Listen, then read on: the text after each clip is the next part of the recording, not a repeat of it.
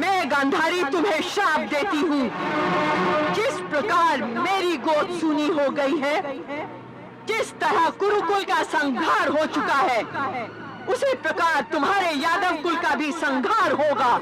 आपको ये पता ही होगा, महाभारत के युद्ध में भगवान कृष्ण पांडवों की साइड से लड़े थे। लेकिन क्या आप जानते हैं कि कृष्णा जी को एक बार भारतीय इतिहास का सबसे भयानक श्राप दिया गया था। ये कहानी ऐसे एक कर्ज की है जो कृष्णा जी के ऊपर गया और इसका असर उनके वंश पर पड़ा। इस कहानी में है एक माँ का दर्द, एक माँ का बदला, जो अपने 100 पुत्रों की मौत के बाद कृष्ण जी पर भारी पड़ा था। आज हम बात करेंगे द्वारिका के डूबने की कहानी के बारे में और किस तरह से गांधारी के श्राप ने यादव वंश को खत्म कर दिया। हम सब ने सुना है कि महाभारत में भगवान कृष्ण को कई जगह भगवान और देवता के रूप में पूजा गया, लेकिन क्या आप जानते हैं कि उन्हें भी एक भयंकर श्राप दिया गया था। अब अलग अलग जगह पे द्वारिका के डूबने की अलग अलग कहानियां मिलती हैं, लेकिन एक कहानी है जो सबसे ज्यादा महत्वपूर्ण है, गांधारी के श्राप की। तो महाभारत में कृष्ण जी पांडव की तरफ थे और कौरवों का पूरा वंश खत्म हो गया और गांधारी के 100 पुत्रों की हत्या हो गई। महाभारत के युद्ध के बाद तब 5 पांडव, द्रौपदी और कृष्ण जी युधिष्ठिर के राज्य अभिषेक के लिए